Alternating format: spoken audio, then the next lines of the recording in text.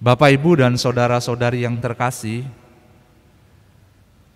ketika kita mau mengetahui ya rasanya dingin itu bagaimana, kita harus mengalami rasanya dingin gitu ya.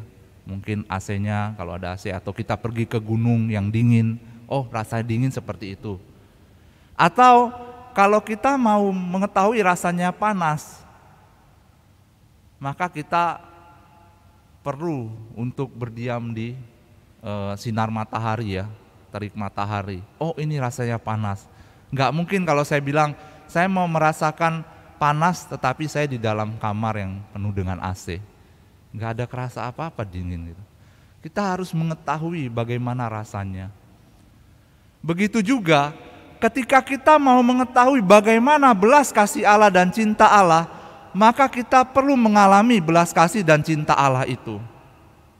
Seperti saya katakan dalam pembukaan, bahwa minggu Paskah kedua ini kita masuk dalam tetap kebangkitan Kristus, dan kita mendengar Injil tentang cinta kasih Allah, cinta kasih Yesus kepada murid-muridnya.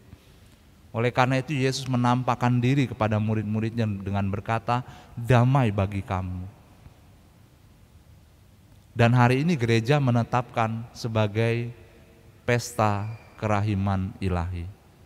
Gambarnya di dalam kasula saya ya, di depan kasula gambarnya. Yang memancarkan apa? Air dan darah. Ya, air dan darah. Warna merah dan biru melambangkan air dan darah. Oleh karena itu kita juga perlu mengalami kerahiman ilahi. Kita perlu merasakan bagaimana Allah mencintai kita. Saya yakin di antara Bapak, Ibu, dan saudara-saudari yang terkasih mempunyai peristiwa yang menyentuh hati sehingga mengatakan bahwa benar Tuhan ini adalah Tuhan yang bangkit. Dia memberikan saya kebaikan, Dia memberikan saya kekuatan di dalam penderitaan dan belas kasih-Nya. Saya akan menceritakan satu peristiwa yang membuat saya baru tahu Allah itu Maha Rahim. Bapa itu adalah Bapa yang penuh kasih. Kalau saya tidak pernah mengalami ini, mungkin saya tidak tahu rasanya bagaimana Allah mencintai saya. Karena saya juga butuh pengalaman manusiawi tentu saja. Seperti tadi, ketika saya mau rasa panas, saya berdiri untuk mengalami, karena tubuh saya terasa panas. Oleh karena itu pengalaman spiritual itu bukan hanya pengalaman yang ada berada di dalam awan-awan, tetapi perlu kita alami dengan tubuh, jiwa, dan roh kita ya, dengan segala bentuk diri kita. Ketika saya sebelum frater, saya pernah ya ikut satu sekolah, namanya sekolah kasih dan misi gitu ya, selama 9 bulan. Di situ ada satu romo yang membimbing kami pokoknya. 20 orang yang dibimbing, satu romo. 10 laki-laki, 10 wanita. Tinggal dalam satu rumah gitu ya. Yang laki-laki di atas, yang wanita di bawah.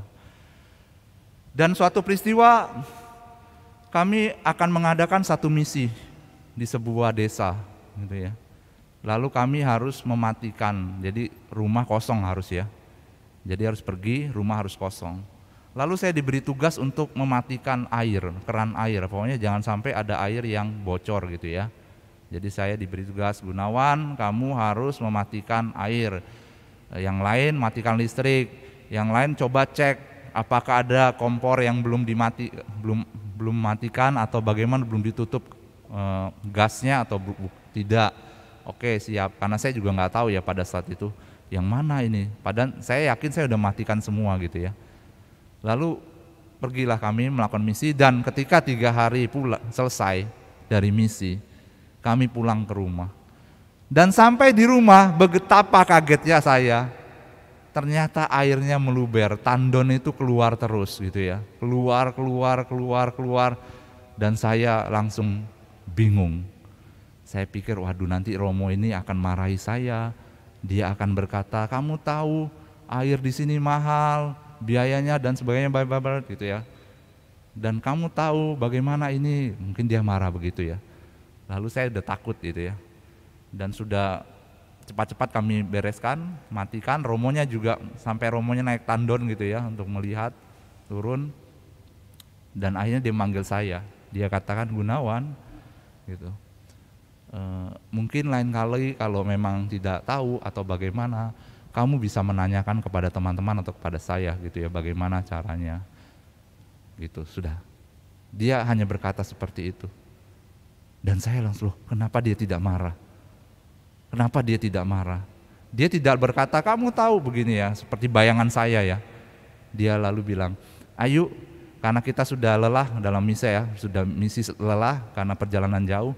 Dia katakan, mari sekarang kita keluar untuk makan. Dan saya rasanya baru tahu, oh, saya berpikir memang dia adalah bapak yang baik, Romo ini gitu ya. Menjadi sosok seorang bapak bagi saya juga. Dan dia tidak marah seperti apa yang saya bayangkan, hanya bilang, ya hati-hati mulai ke depannya gitu. Sudah selesai. Dan akhirnya itu baru saya tahu betapa ya belas kasih Allah sama seperti seorang Romo ini gitu ya, bapak ini gitu. Itu yang saya alami. Mungkin di tempat pribadi Bapak Ibu dan saudara-saudari pasti ada hal-hal yang berbeda gitu ya.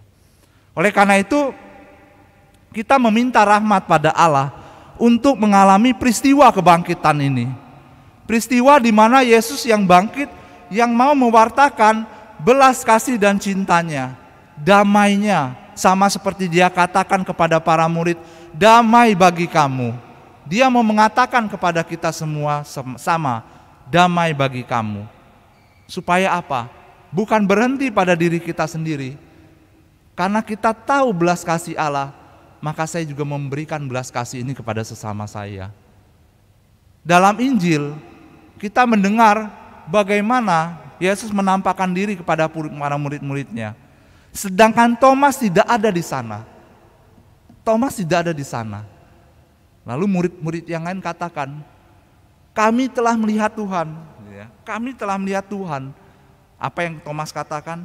Sebelum aku melihat bekas paku dan tangannya, dan sebelum aku menaruh jariku ke dalam bekas paku itu, dan menaruh tanganku ke lambungnya, sekali-kali aku tidak akan percaya.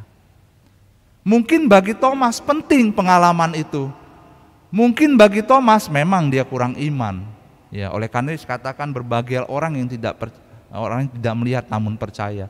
Tetapi bagi pribadi Thomas, pengalaman untuk melihat langsung itu penting baginya. Oleh karena itu dia katakan kepada para murid seperti itu. Pada teman-temannya. Dia butuh satu pengalaman real. Oleh karena itu Yesus 8 hari kemudian ketika mereka berkumpul, Yesus menampakkan diri. Lalu mengatakan, Thomas, mari silakan, taruhlah jarimu ke dalam lambungku. Ya. Taruhlah jarimu ke dalam bekas paku tanganku. Dan ada satu lukisan yang indah kalau Bapak Ibu dan saudara-saudari pernah melihat, di mana Santo Thomas menyentuh lambungnya Yesus ya. Jadi pakai jarinya dia masukkan ke dalam. Lambung ini menyentuh bukan hanya lambung tetapi hatinya Yesus. Dia katakan, ya Tuhanku dan Allahku. Sejak saat itulah Thomas menjadi murid yang pemberani mewartakan sabda Allah. Sejak menyentuh kerahiman ilahi, sejak menyentuh cinta kasih Allah, dia akhirnya menjadi murid yang berani. Oleh karena itu permenungan bagi kita semua adalah pengalaman untuk menerima kerahiman ilahi ini penting bagi kita semua. Kalau kita belum pernah, mintalah. Minta pada Tuhan. Bukan hanya dalam keadaan sulit tentu saja, gitu ya. Pada keadaan yang senang, kita minta pengalaman. Kalau pengalaman sulit, memang sulit, gitu ya. Tapi pengalaman untuk senang, gitu. Pada saat senang, minta rahmat supaya bisa bersyukur. Supaya apa? Supaya kita bisa sungguh-sungguh mengalami kerahiman ilahi ini. Bagaimana kerahiman ilahi itu bisa kita alami? Yaitu di dalam perayaan Ekaristi hari ini, air dan darah. Oleh karena itu setiap kali kita menerima tubuh dan darah Kristus ini, tubuh Kristus ini, kita benar-benar menerima tubuh Kristus, bukan hanya roti. Oleh karena itu kita katakan amin. Kita percaya bahwa apa yang kita terima ini sungguh tubuhnya.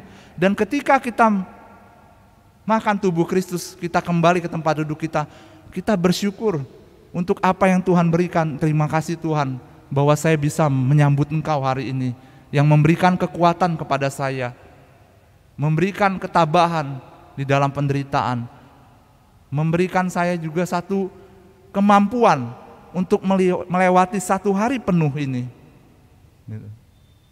Ini sebagai obat mujarab bagi kita.